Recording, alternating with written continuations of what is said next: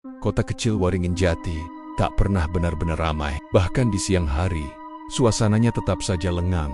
Jalan-jalan sempit dipenuhi pohon beringin yang menaungi rumah-rumah tua, seperti bayangan masa lalu yang enggan pergi. Dan di sanalah Dira berdiri. Perempuan 28 tahun itu menatap rumah tua di depannya. Rumah warisan neneknya yang baru saja meninggal 2 minggu lalu.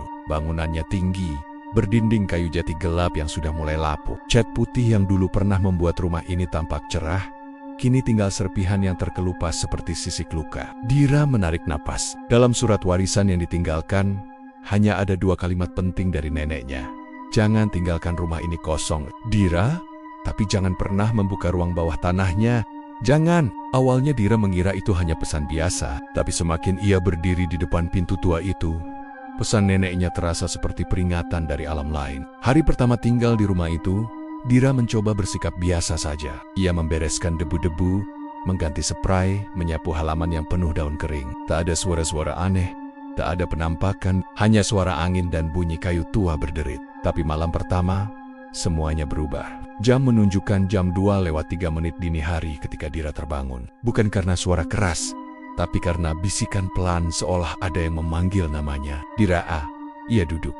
Matanya menyapu kamar yang remang. Lampu meja redup masih menyala. Tapi suara itu seolah berasal dari bawah lantai kamarnya.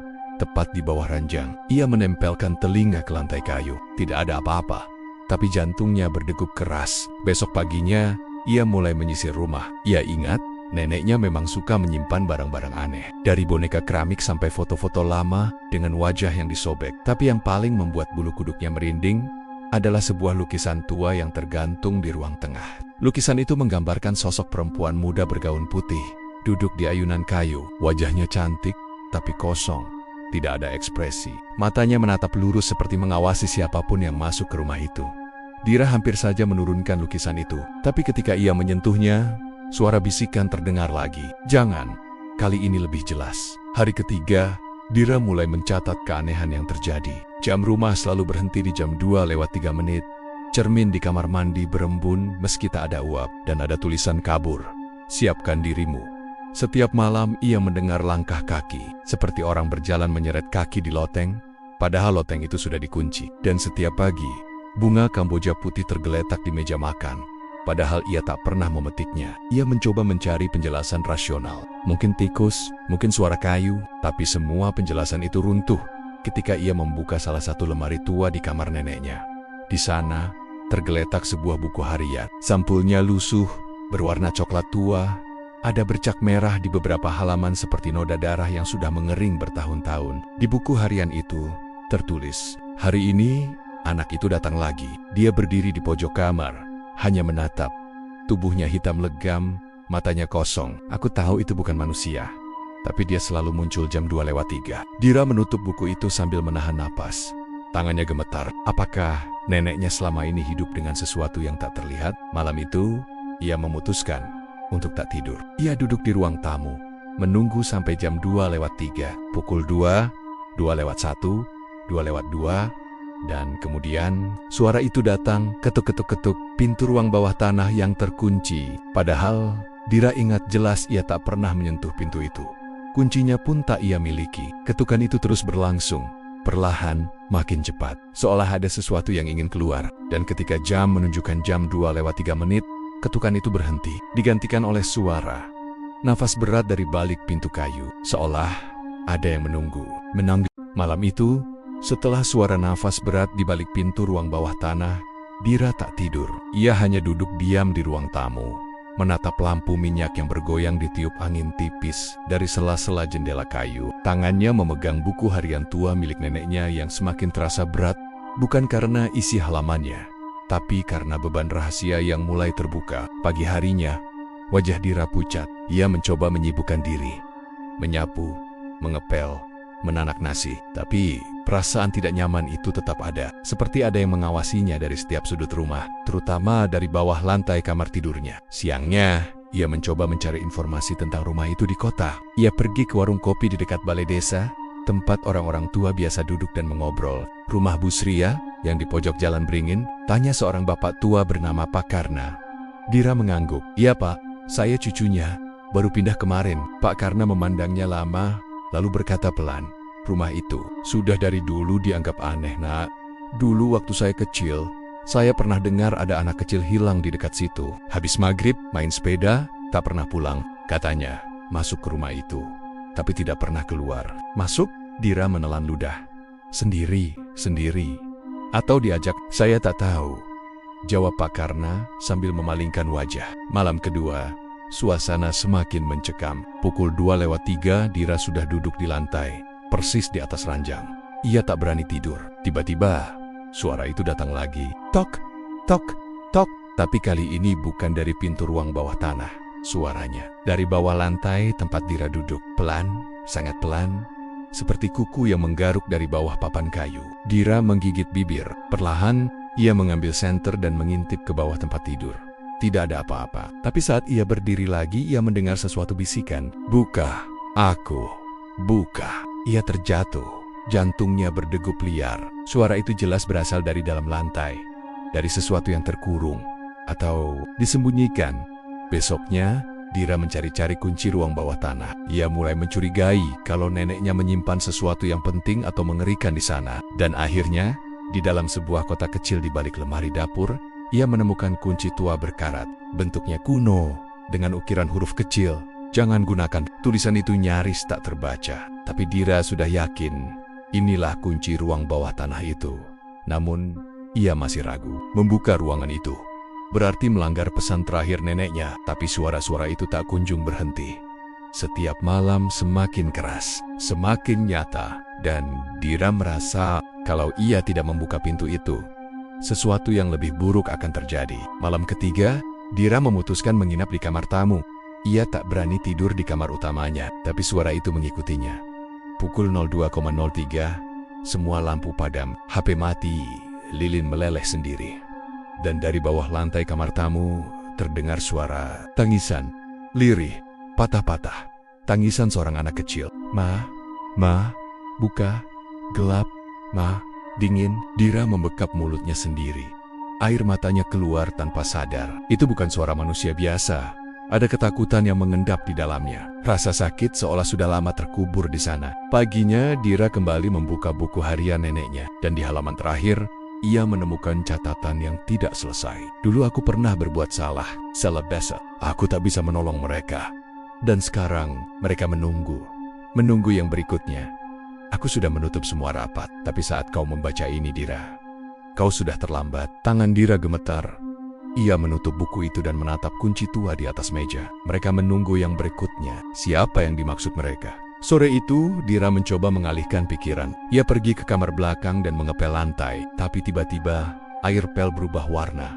Dari bening menjadi merah. Ia tertegun. Air itu berbau besi, darah.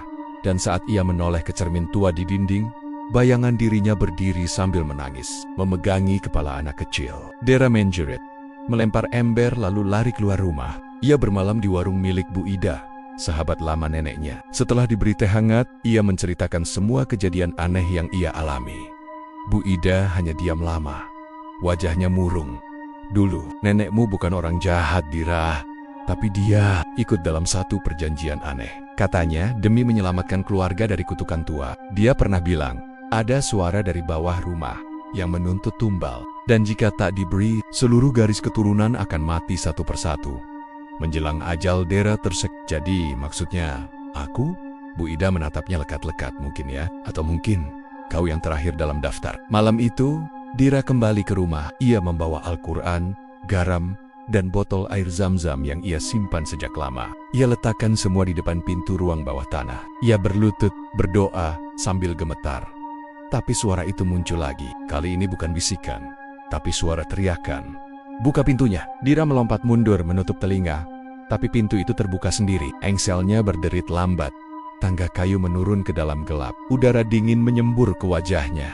Dan dari bawah sana, terdengar langkah kaki naik ke atas. Perlahan, berat, seolah ada yang akhirnya bebas. Dira menjerit, menutup pintu itu, menguncinya lagi.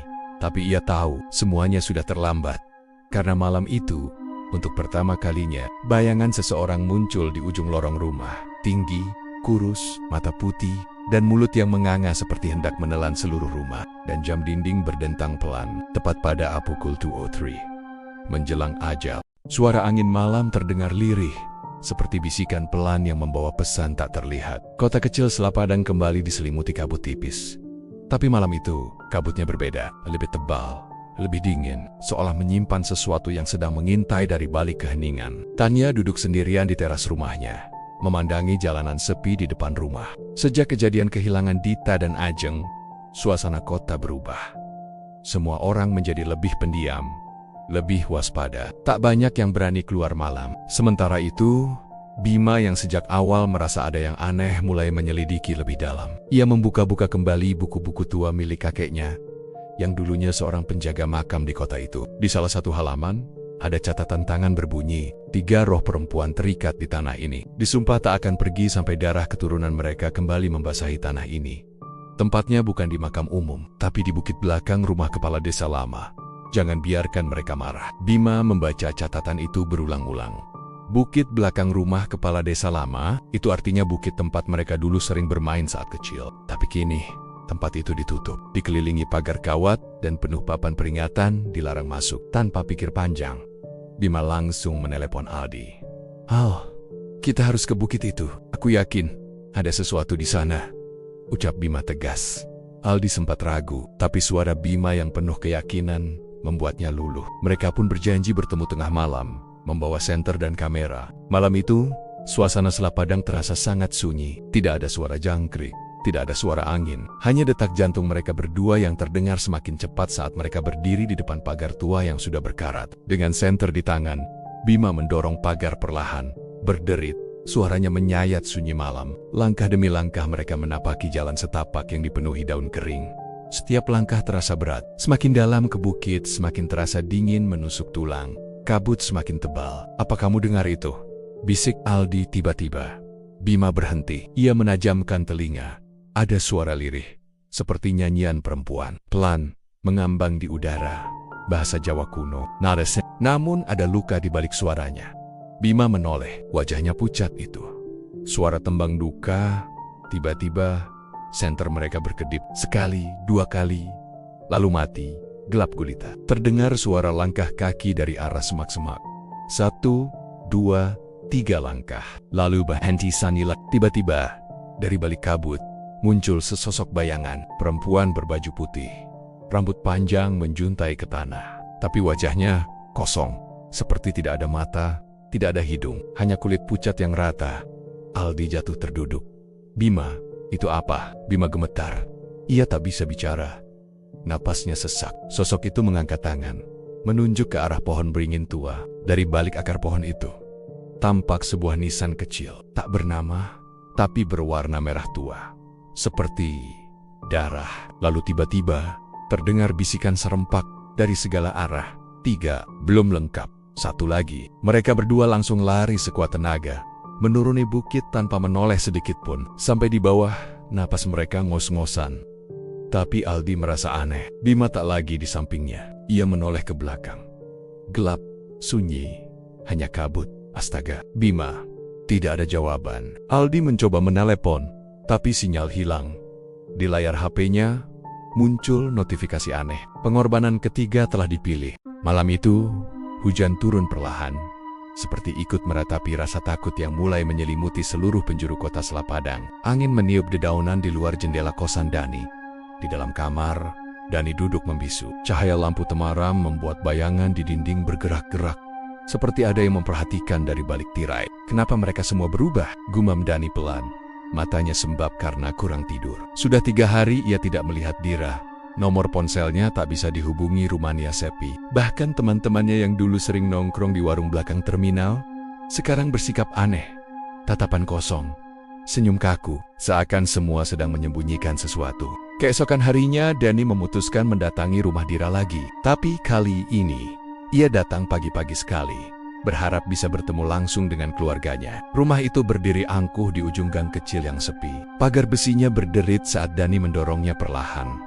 Ia mengetuk pintu kayu tua yang mulai lapuk. Tok, tok, tak ada jawaban. Dani mencoba mengintip dari jendela samping di dalam gelap. Tapi tiba-tiba, sebuah suara lirih terdengar dari belakang rumah. Suara perempuan menangis. Tanpa berpikir panjang, Dani menyusuri samping rumah dan menemukan sebuah pintu kecil di dekat sumur lama. Pintu itu setengah terbuka, seperti mengundangnya untuk masuk.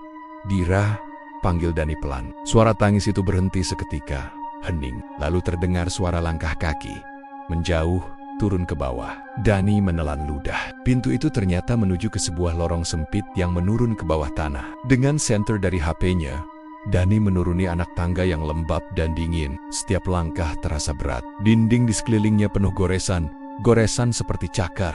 Bau tanah basah dan besi karatan memenuhi udara. "Dira, kalau kamu di bawah, jawab aku dong." Tiba-tiba, suara lirih itu terdengar lagi, tapi sekarang lebih dekat. Tangisan berubah jadi gumaman. Gumaman berubah jadi suara bisikan. Dani mempercepat langkah. Di ujung lorong, dia menemukan sebuah ruangan gelap.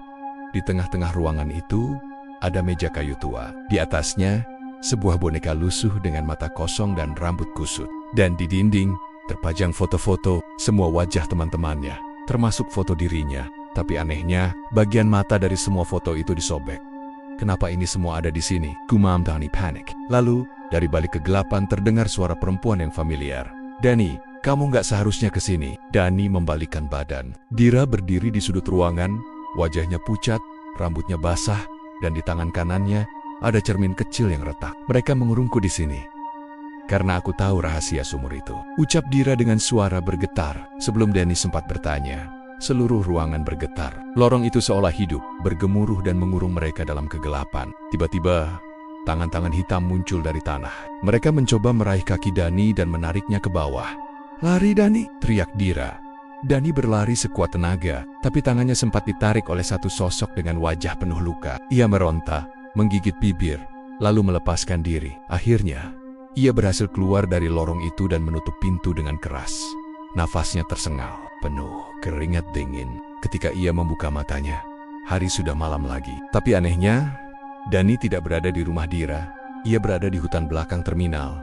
Di sekitarnya, hanya pohon-pohon pinus dan kabut. Dan dari kejauhan, suara tangis Dira terdengar lagi. Malam itu, hujan turun deras membasahi kota kecil Selapadang. Petir sesekali menyambar langit, dan suara angin membuat ranting-ranting pohon pinus bergoyang mencekam. Di rumah tua peninggalan keluarga Laila, semuanya terasa lebih dingin dari biasanya. Sejak kejadian di sekolah tua, Fajar dan Laila tidak pernah lagi berbicara soal arwah Arum. Mereka memilih diam dan pura-pura melupakan. Namun kenyataan tak semudah itu. Laila mulai sering mengigau. Tidurnya tak pernah tenang. Kadang ia bangun dengan tubuh berkeringat, mata memerah, dan tangan menggenggam sesuatu yang tidak bisa dilihat orang lain. Fajar semakin khawatir. Ia tahu ada sesuatu yang belum selesai. Ada sesuatu yang tertinggal di sekolah itu. Sesuatu yang ingin dibawa pulang. Suatu malam, Laila bangun dan berjalan tanpa suara keluar rumah. Hujan belum reda, tapi ia seperti tidak merasa basah. Wajahnya pucat dan matanya kosong. Fajar yang terbangun karena suara pintu langsung menyusulnya. Ia menemukan Laila berjalan menuju hutan pinus. Tempat pertama kali semua ini dimulai. "Laila!" teriak Fajar sambil berlari. Tapi gadis itu tak menoleh sedikit pun. Langkahnya mantap, seakan dituntun oleh kekuatan tak kasat mata. Begitu sampai di tengah hutan, Laila berhenti. Di hadapannya ada sebuah batu besar yang separuhnya tertutup lumut. Di balik batu itu, ada sesuatu yang terkubur. Laila menunduk dan berlutut. Tangannya mulai mengais tanah. Fajar menghampiri dan mencoba menghentikannya. Tapi tubuhnya terasa berat, seolah udara di sekitar mereka menekan, tak mengizinkan siapapun mendekat. Laila terus menggali, sampai akhirnya tangan mungil itu menemukan sesuatu. Sebuah boneka usang. Rambutnya kusut, wajahnya robek, tapi masih bisa dikenali. Itu boneka milik Arum yang hilang saat tragedi kebakaran dulu. Fajar menelan ludah. Ia tahu, malam ini mereka tak bisa lagi menghindar. Tiba-tiba, suara tawa kecil terdengar dari balik pepohonan. Tawa yang pernah mereka dengar di sekolah tua. Tawa Arum. Laila memeluk boneka itu. Dan saat itulah sosok Arum muncul di hadapan mereka. Wujudnya bukan lagi menyeramkan. Ia tampak seperti anak kecil biasa, mengenakan baju putih sekolah dengan senyum polos. Tapi matanya masih menyimpan kesedihan mendalam. "Aku cuma mau pulang," ucap Arum lirih. "Tapi aku nggak bisa. Kalian sudah lihat semuanya, tolong kuburkan aku dengan tenang." Fajar menggigit bibir. Suaranya tercekat. Kamu belum dikuburkan." Arum menggeleng pelan. Tubuhku masih di ruang bawah tanah yang dulu kalian buka, tapi tidak pernah kalian cari lebih dalam. Tiba-tiba hujan reda. Langit seakan berhenti bernafas. Waktu terhenti sejenak. Esok harinya, Fajar dan Laila pergi ke sekolah tua, ditemani warga dan seorang ustadz. Mereka menggali kembali ruang bawah tanah yang tertutup puing-puing sejak kejadian itu. Dan benar, di sudut tergelap ruangan, di bawah tumpukan kayu hangus, mereka menemukan tulang belulang kecil yang terbungkus sisa seragam SD. Tanjus Pekal. Mayat Arum akhirnya dimakamkan di pemakaman umum. Tidak lagi sembunyi, tidak lagi sendiri. Malam itu, setelah semuanya selesai, Fajar duduk di depan rumah Laila. Langit cerah, bintang terlihat jelas. "Kamu percaya dia udah tenang sekarang?" tanya Laila pelan. Fajar mengangguk. "Aku rasa begitu. Tadi malam aku mimpi." Dia senyum, terus bilang makasih. Laila tersenyum. Lalu, keduanya diam, menikmati angin malam yang tak lagi menakutkan. Karena kedeng, yang paling menakutkan bukan hantu, tapi ketika kebaikan tertunda, ketika seseorang tidak mendapatkan keadilan, bahkan setelah mati. Dan di kota kecil seperti Selapadang, kadang arwah pun hanya ingin pulang.